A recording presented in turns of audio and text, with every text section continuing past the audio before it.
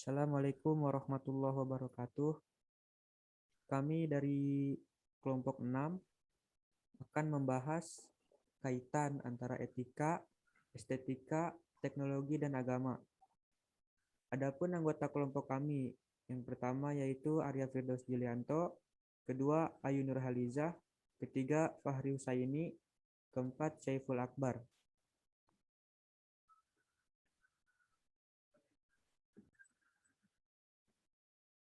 Oke, boleh di next.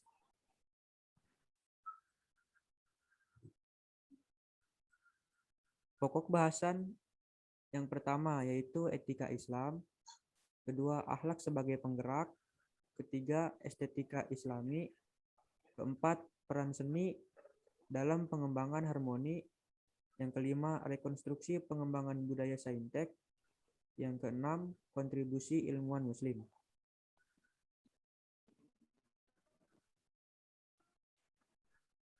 Nah, pertama kita akan membahas makna etika atau akhlak Islam. Akhlak berasal dari bahasa Arab yaitu khuluqun. Bentuk jamaknya yaitu akhlak yang memiliki arti sayyi'atun, tabi'atun, atau adatun yang artinya karakter, tabiat, atau adat kebiasaan. Secara terminologis, akhlak berarti ilmu yang menentukan batas antara yang baik dan yang buruk, terpuji atau tercela, menyangkut perkataan dan perbuatan manusia lahir dan batin.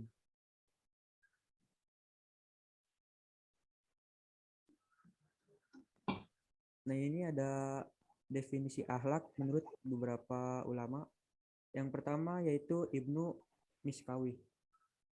Menurutnya, akhlak adalah keadaan jiwa seseorang yang mendorongnya untuk melakukan perbuatan-perbuatan tanpa melalui pertimbangan pikiran terlebih dahulu. Kemudian yang kedua ada Al-Ghazali. Menurutnya, akhlak adalah sifat yang tertanam dalam jiwa, yang daripadanya timbul perbuatan-perbuatan dengan mudah tanpa memerlukan pertimbangan pikiran. Yang ketiga ada Sidi Ghazalba. Menurutnya, akhlak adalah sikap kepribadian yang melahirkan perbuatan manusia terhadap Tuhan dan manusia, diri sendiri, dan makhluk lain, sesuai dengan perintah dan larangan serta petunjuk Al-Quran dan Hadis. Yang keempat ada Ahmad Amin. Menurutnya, akhlak adalah kebiasaan baik dan buruk, segala sesuatu yang kehendak yang terbiasa dilakukan. Yang kelima ada Al-Jurjani. Menurutnya, akhlak merupakan sesuatu yang sifatnya baik atau buruk, tertanam kuat dalam diri manusia yang darinya lah terlahir perbuatan-perbuatan dengan mudah dan ringan tanpa berpikir dan direnungkan. Nah, ini ada ciri-ciri dari perbuatan akhlak. Yang pertama yaitu tertanam dalam jiwa. Kemudian dilakukan tanpa pemikiran. Yang ketiga tanpa ada paksaan dan tekanan. Keempat dilakukan dengan sesungguhnya. Yang kelima dilakukan ikhlas karena Allah semata.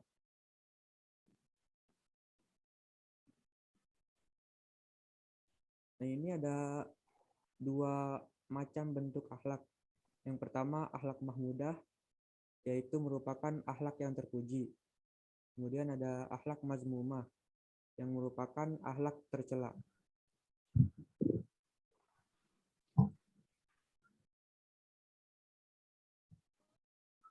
Nah, akhlak sebagai penggerak budaya.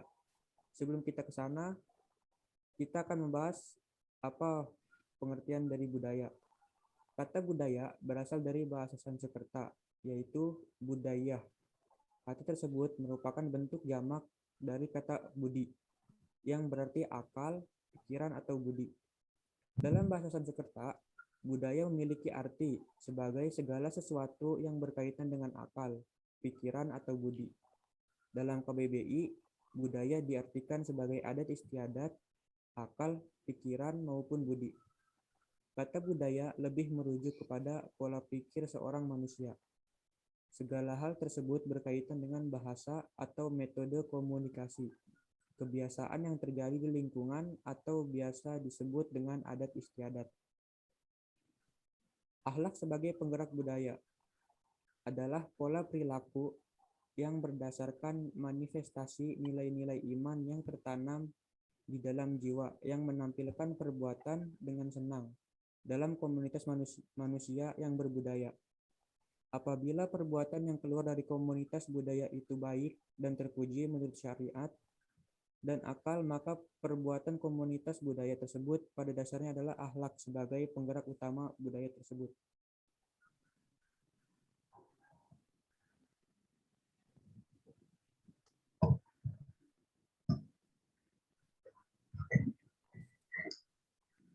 Estetika Islami. Apa yang dimaksud dengan estetika Islami? Estetika dalam Islam merupakan perjalanan dari bentuk-bentuk sunnah menuju hakikat segala bentuk makna. Dari mana manusia berasal? Dalam tradisi Islam, estetika dikaitkan dengan metafisika atau ontologi, pengetahuan dan pemahaman tentang wujud dan peringkat-peringkatnya, dari yang zahir sampai ke yang batin.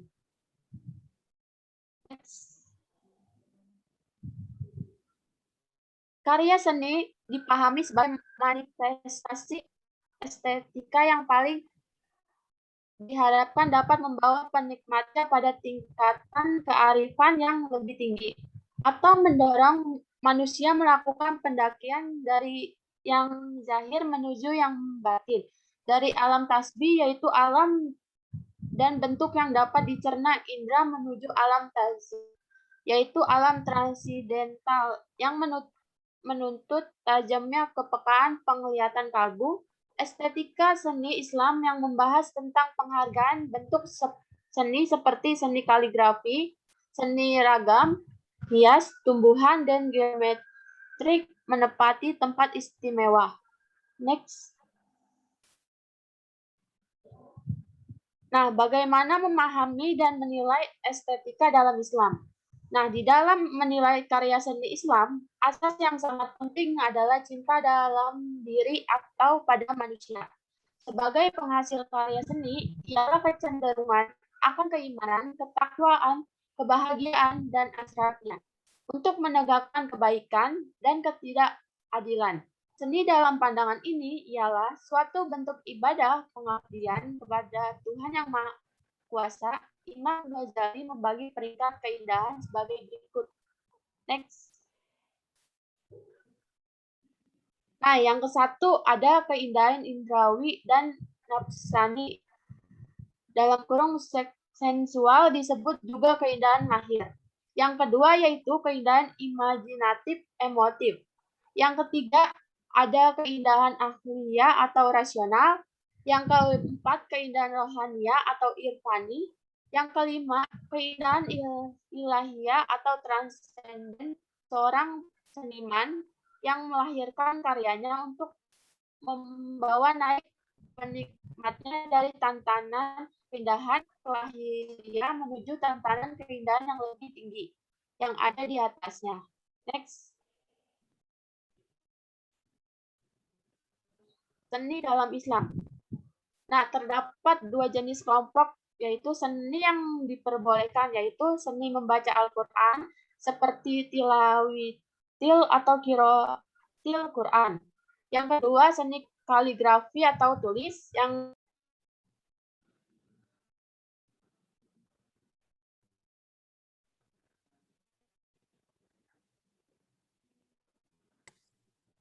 Yang ketiga ada seni bela diri. Kemudian yang keempat ada seni melipat kertas. Yang kelima seni arsitektur. Yang keenam seni berpidato. Kemudian yang ketujuh ada seni sastra. 8 seni memasak atau gastronomi. Kemudian ada seni merajut. Kemudian ada seni kriya. Nah, adapun seni yang cenderung tidak diperbolehkan dalam Islam.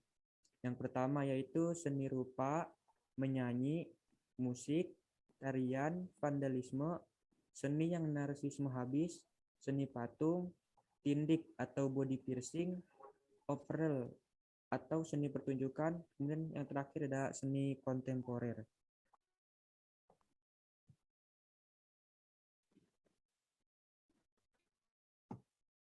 Kemudian ada peran seni dalam pengembangan harmoni. Jadi Islam adalah agama yang sangat cocok untuk semua orang dan selalu mempertahankan budaya yang timbul di tengah masyarakat. Islam sendiri sebagai agama yang memiliki materi ajaran yang integral dan komprehensif, di samping mengandung ajaran utama sebagai syariah, juga memotivasi umat Islam untuk mengembangkan seni budaya Islam, yaitu seni budaya yang mencerminkan nilai-nilai Islam. Dari segi istilah, seni adalah sesuatu yang halus dan indah dan menyenangkan hati serta perasaan manusia sehingga menjadi harmonis. Kemudian ada peran seni sebagai wujud keindahan. Yang pertama, seni sebagai pemenuh kebutuhan. Seni sebagai pemenuh kebutuhan adalah dapat memenuhi kebutuhan manusia melalui penyaluran ide, gagasan, dan gerak hati melalui aktivitas seni. Yang kedua, seni sebagai terapi. Maksudnya, dengan berlaku, mencipta, berkarya, atau menikmati seni manusia dapat menghibur diri, melepaskan diri dari tekanan-tekanan dalam batinnya, sehingga jiwanya terpuaskan. Yang ketiga, seni sebagai ungkapan atau ekspresi. Maksudnya, untuk wahana yang dapat digunakan pertama dan utama dari upaya pemunculan atau perwujudan atau media ungkap.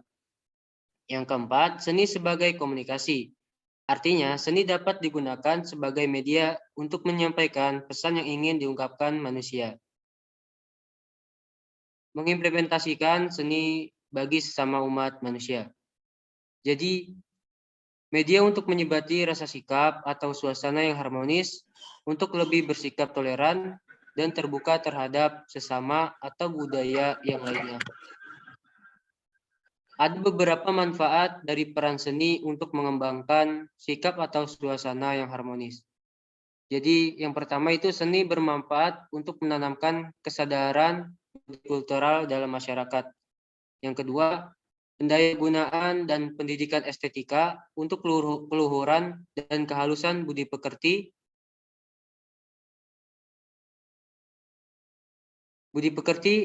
atau al-akhlakul karimah. Yang ketiga, seni adalah alat intuisi intelektual untuk mencerdaskan emosi dan menyampaikan pesan sapiensial atau bijaksana yang mentransendesikan individu dan jiwa kolektif dunia kepada Allah.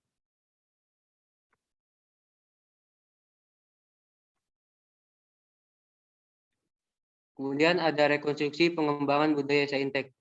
Itu bakal dibacakan oleh teman saya yaitu Saiful. Terima kasih Fahri. Rekonstruksi pengembangan budaya Saintek. Orang-orang banyak menyalahgunakan internet. Hal ini karena kurangnya akhlak yang baik. Padahal akhlak sangat diperlukan dalam menyikapi perkembangan teknologi. Dengan bermain akhlak, kita dapat mengambil sesuatu yang bermanfaat dari teknologi tersebut dan menghindari hal yang negatif. Akhlak dapat memberi kontribusi yang sangat besar dalam menunjang prestasi dan produktivitas seseorang. Oleh karena itu, kita perlu merekonstruksi budaya dalam mengubah perilaku sosial yang berbasis sains dan teknologi.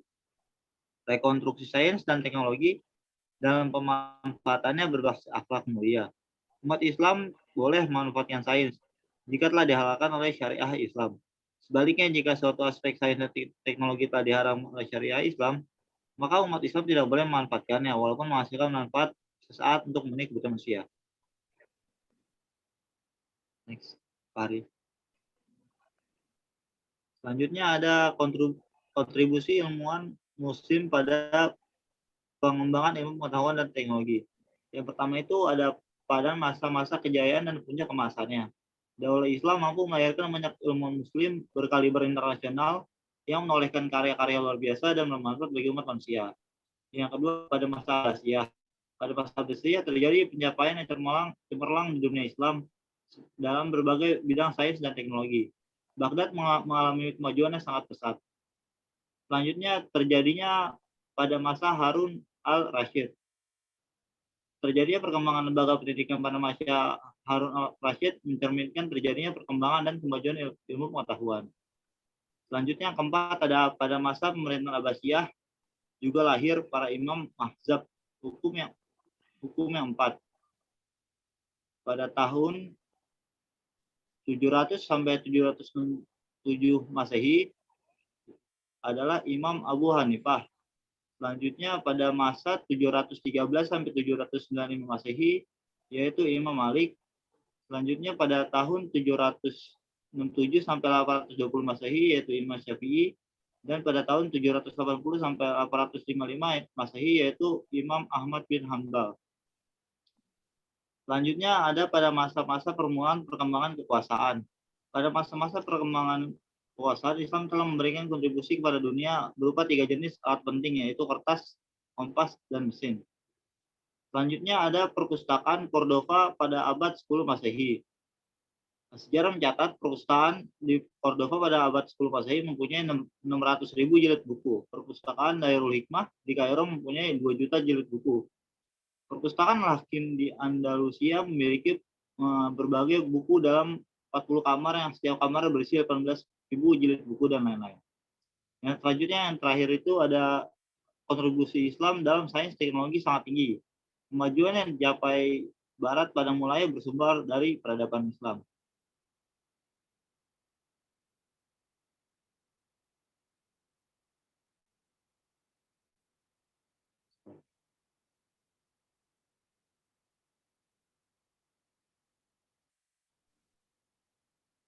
Next hari. Mungkin hanya itu dari presentasi. Saya serahkan kepada moderator Arya. Oke, baik. Terima kasih teman-teman. Mungkin sekian pemaparan materi dari kelompok 6. Mohon maaf apabila banyak terdapat kesalahan. Sekian dan terima kasih. Assalamualaikum warahmatullahi wabarakatuh. Waalaikumsalam. Waalaikumsalam warahmatullahi wabarakatuh.